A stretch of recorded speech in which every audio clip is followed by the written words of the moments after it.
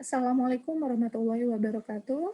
Selamat datang dan selamat bergabung kembali rekan-rekan mahasiswa sekalian dalam kegiatan perkuliahan kita kali ini, yaitu perkuliahan kita yang ke-6, tepatnya 23 April 2021 untuk mata kuliah Manajemen Risiko. Nah, pada pertemuan kali ini, Ibu akan memberikan gambaran pembahasan kaitannya mengenai proses dalam manajemen risiko. Ibu share screen terlebih dahulu ya.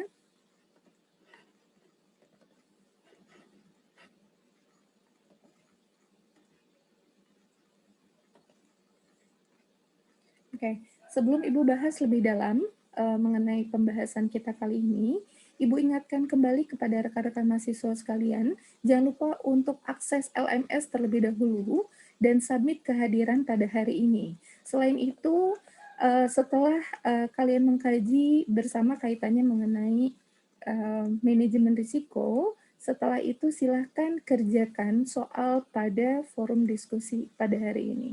Silakan mengirimkan tugas sesuai dengan ketentuan yang ada dan pastikan Anda mengirim sesuai dengan waktu yang telah ditetapkan. Baik, kita mulai pembahasan kali ini.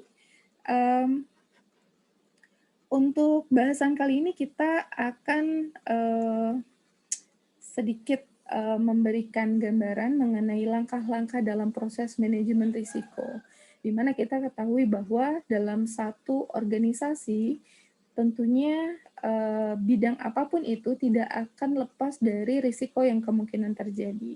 Nah, yang dapat dilakukan dalam suatu manajemen risiko tentunya dilakukan ya untuk melindungi suatu perusahaan ataupun organisasi yang juga mencakup baik itu karyawan, baik itu dari reputasi suatu perusahaan maupun juga pada risiko-risiko lain yang kemungkinan terjadi pada berbagai aspek yang ada. Nah, untuk langkah-langkah yang dapat dilakukan dalam proses manajemen risiko, tentunya ini akan sangat membantu suatu organisasi dalam merancang, baik itu mengimplementasikan rencana-rencana strategi apa saja yang dapat dilakukan mengenai manajemen risiko yang efektif dan tentunya dapat memberikan dampak yang signifikan. Nah, langkah-langkah yang dapat dilakukan dalam hal ini untuk proses manajemen risiko, ini yang pertama adalah ada risk identification.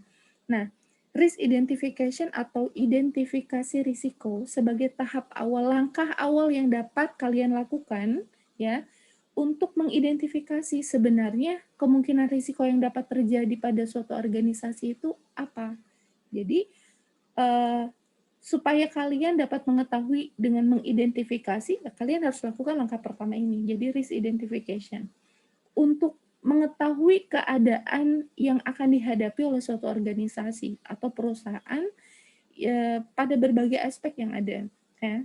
Jadi kita tidak hanya melihat dari satu aspek aja, bisa jadi dari aspek sosialnya, aspek ekonominya, bagaimana untuk produk ataupun jasanya, dari pemasarannya maupun teknologi yang ada dan lain sebagainya.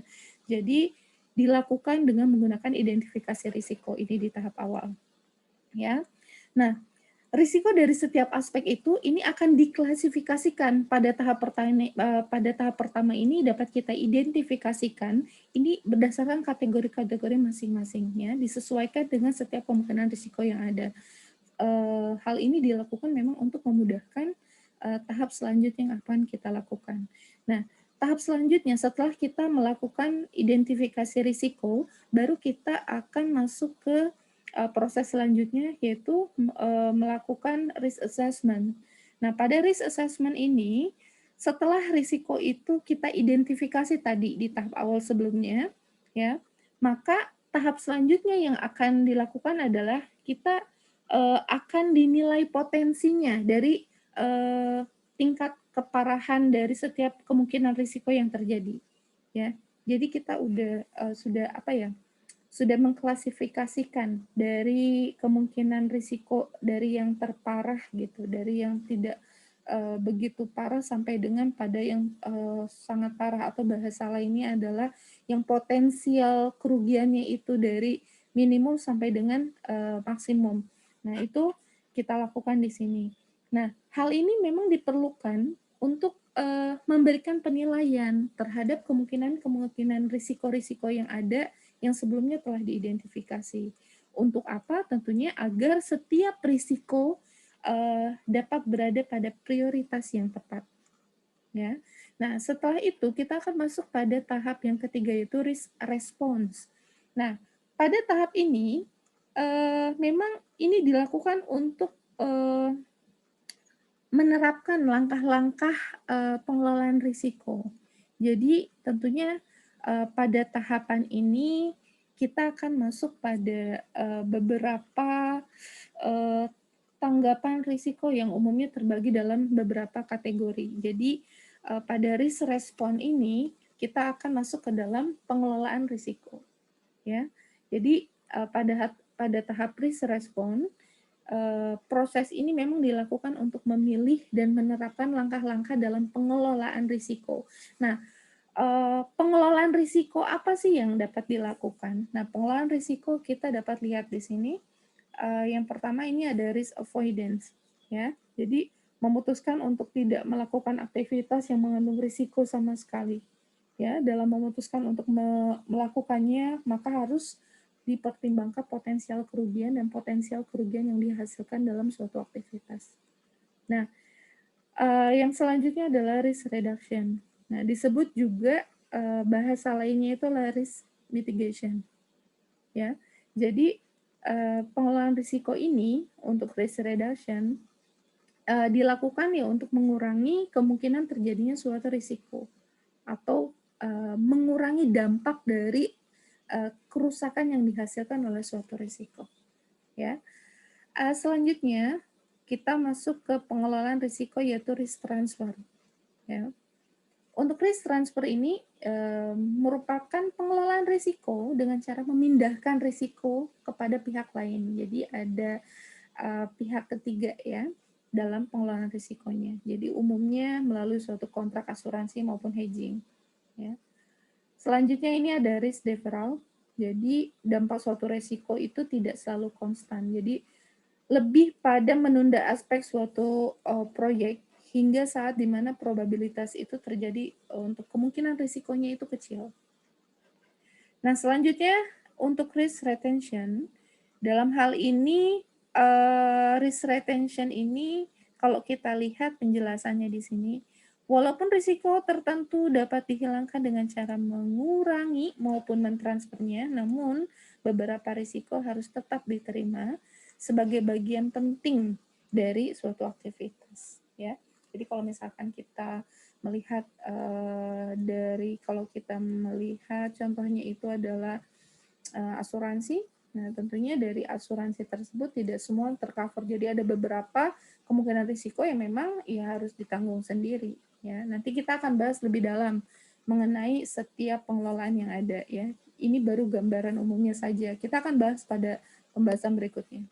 Nah, kalau kita buat satu matrix di sini, kita melihat di sini kita bagi ada yang high probability, kemungkinannya itu sangat besar, ya. Ada juga low probability, jadi kemungkinan terjadinya itu kecil, dengan dampak masing-masing. Jadi kalau kita coba menghubungkan antara kemungkinan probabilitas yang tinggi dengan dampak yang besar pula, maka secara garis besar risiko itu dapat dihindari atau ditransfer. Ya. Sedangkan untuk kemungkinan risiko itu sangat rendah, untuk terjadi itu sangat kecil. Tetapi di sini dampaknya itu sangat tinggi. Ya, berarti dapat kita simpulkan risiko ini bisa jadi risiko yang dihindari, mitigasi risiko, maupun bisa menggunakan risiko lainnya atau contingency plan.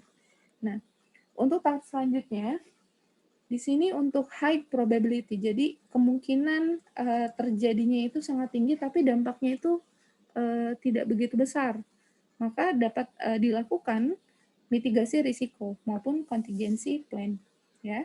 Nah, dalam hal ini untuk poin yang terakhir, bisa jadi kemungkinan risikonya itu rendah, ya, low probability, tapi di sini juga sama ya, untuk dampaknya juga tidak begitu besar, maka risiko itu dapat dikurangi atau dapat kita terima risiko berdasarkan apa yang terjadi. Nah, rekan-rekan mahasiswa sekalian, setelah kalian mempelajari bahasan mengenai pengelolaan risiko untuk proses manajemen risiko, tentunya kalian jadi memiliki gambaran tahap apa saja yang harus dilakukan dalam proses manajemen risiko, bagian dari langkah-langkah yang dapat dilakukan dalam proses manajemen risiko. Jadi kita harus melaksanakan proses manajemen risiko itu secara sistematis. Jadi harus terstruktur dan terukur. Oke, terima kasih untuk hari ini. Jangan lupa kerjakan tugas pada forum diskusi hari ini ya. Terima kasih untuk hari ini. Kurang lebihnya Ibu mohon maaf. Assalamualaikum warahmatullahi wabarakatuh.